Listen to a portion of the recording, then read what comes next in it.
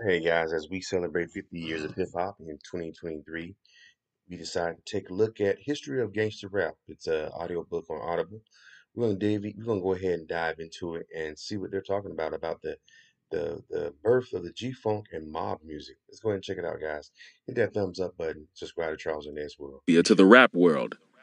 Furthermore, Cold 187'em, also known as Big Hutch, Okay. and KMG the Illustrator, rapped differently than many other rappers of the era, choosing a more deliberate, steady delivery than that of most of their contemporaries.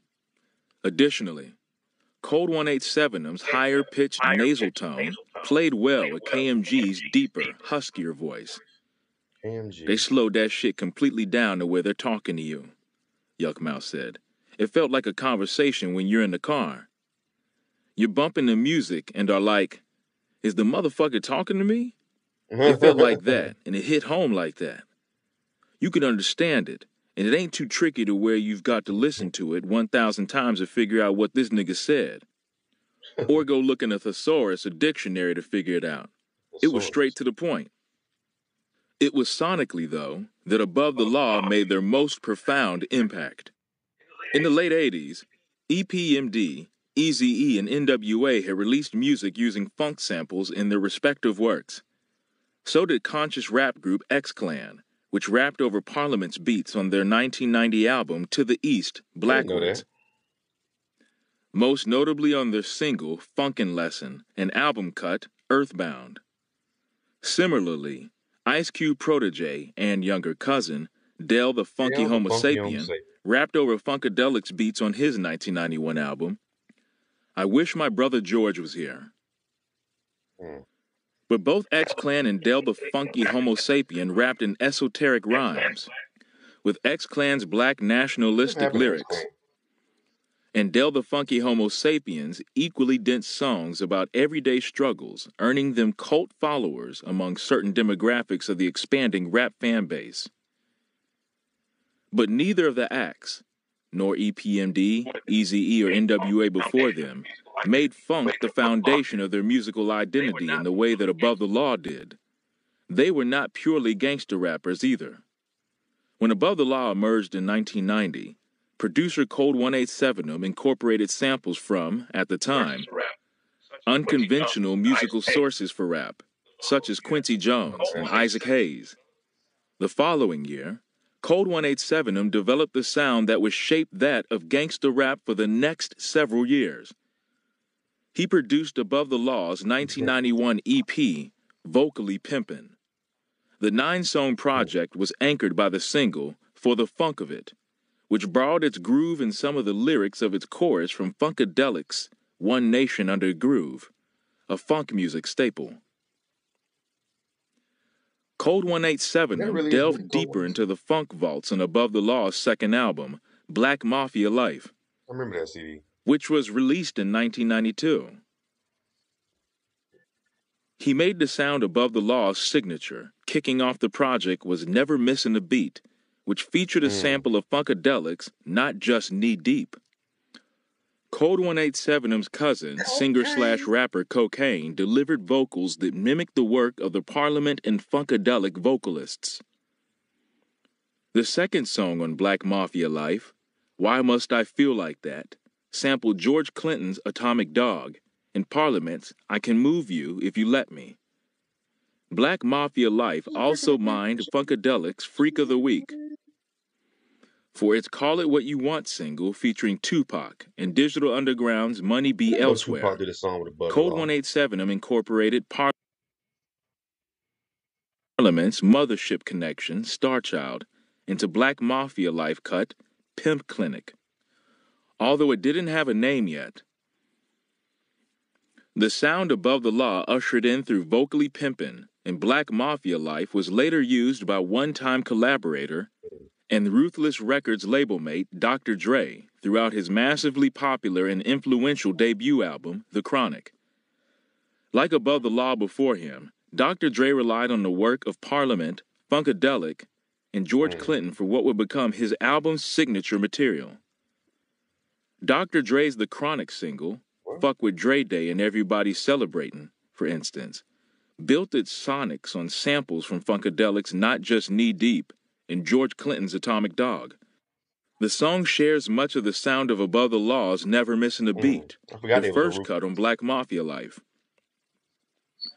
Let Me Ride, another of the Chronicle single, sampled Parliament's Mothership Connection, Star Child, and Swing Down Sweet Chariot, in much the same way Above the Law had on Black Mafia Life selection, Pimp Clinic. But while Above the Law's Black Mafia Life scored rap hits with singles VSOP and Call It What You Want, the album sold less than 500,000 copies. On the other hand, Dr. Dre's The Chronic sold more than 3 million copies within a year of its release, becoming one of the best-selling and most influential albums in rap history. Dr. Dre's next production project was Snoop Dogg's debut album, 1993's Doggy Style. Like The Chronic, it incorporated funk samples and funk elements throughout. It also featured a song called G-Funk Intro, which gave a name to the sound Above the Law had created with Vocally Pimpin' and Black Mafia Life, and that Dr. Dre popularized with The Chronic. This is just a small introduction to the G-Funk era. Snoop Dogg raps on G-Funk Intro, which, like the Chronic single, Fuck With Dre Day and Everybody Celebrating, sampled Funkadelic's Not Just Knee Deep. The G-Funk Gangsta Funk era was officially underway, indeed. But Dr. Dre's and Snoop Dogg's popularity may have overshadowed Above the Law's innovation, because in rap, the artist who makes something commercially popular is often more revered than the person who created or inspired it. G-Funk era. They were the originators of G-Funk, period. Yuckmouth said of Above the Law.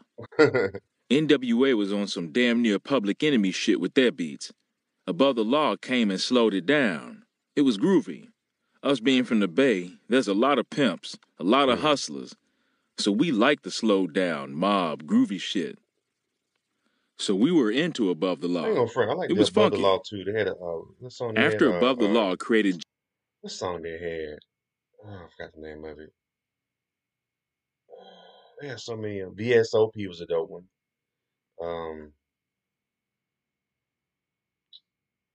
Where they had took a Daryl. They took a Hall and Oates beat. It's dope. VSOP. Check that song out. That's a good one. G-Funk.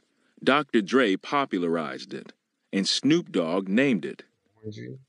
The next major player in the G-Funk wave was Dr. Dre's stepbrother, Warren G, who granted the music and became synonymous with it. First one that said it, I think, and on the Regulators song, if I'm mistaken. Notoriety in his Long Beach hometown is 1/3 of the group 213. Warren G gained notoriety in his Long Beach hometown as 1/3 of the group 213, which got their name from the original area code of Long Beach and also featured friends Snoop Dogg and fellow Long Beach artist and singer Nate Dogg. As 213 gained popularity in the region, Dr. Dre became familiar with Snoop Dogg's work through Warren G. But as Dr. Dre, Snoop Dogg, and Death Row Records catapulted to superstardom, Warren G became a supporting act rather than a focal point in the Death Row Records lineup. I remember you saying that in high school. Appearing on the intro of the Chronic selection, D's Nuts, and rapping on Doggy Style selection, Ain't No Fun If the Homies Can't Have None. Unlike his friend and 213 partner in rhyme, Snoop Dogg, Warren G didn't sign with Death Row Records, the imprint co-owned by his stepbrother Dr. Dre. Instead, Warren G signed with Violator/Rush Associated labels, sister labels of Def Jam Recordings, the iconic New York rap label that had released such groundbreaking acts as LL Cool J, Beastie Boys, Public Enemy, and Slick Rick. Warren G had a reason not to sign with Death Row Records. I didn't want to be waiting, he said. I wanted people to hear what I had, and I would have had to really wait for Snoop to do his thing. My brother had already did his thing when he did The Chronic, and I didn't feel like waiting. Dre was like, Warren, you need to go on and be your own man and get out there and do your thing. So I was like, shit. It's kind of cold that your brother, it hurt, but I went out and did it. A record label. Why can't you? After producing and rapping on rappers' singers. He must be didn't believe in him then. If he didn't think is, you know what I'm saying? Dr. Dre was half the owner of Death Row. Why couldn't he sign his own brother? That was strange.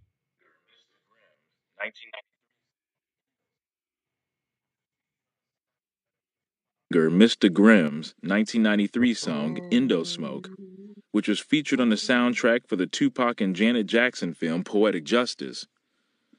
Warren G ironically got his first major exposure through a Death Row Records project. Warren G and Nate Dogg teamed up in 1994 for Regulate, the main single from the soundtrack for the I know Tupac one thing, man. vehicle Above the That Rim, song was which Death everywhere. It Row got so Records much. released in They, March they played that song 1994. so much. You know what song I think they played second to that all the time? I would say maybe 15 years later when they what's that song that came, the Lollipop. When Regulator came out, every radio station was playing that damn song. The same thing with Lollipop. I think Lollipop really, but by Lil Wayne. Do I remember that song Lollipop by Lil Wayne? I think that is what made Lil Wayne mainstream, just like uh Regulator made Warren G mainstream. And that was like his first song. And he went like mainstream after that. He was doing like MTV Spring Break beach parties and shit. Anyway, what do y'all think about this book, man? The history of gangster rap. You know, hip hop has been around 50 years. Ain't that crazy? Wow. Anyway, what do y'all think? Leave your comments and subscribe to Charles N's World. Y'all take care.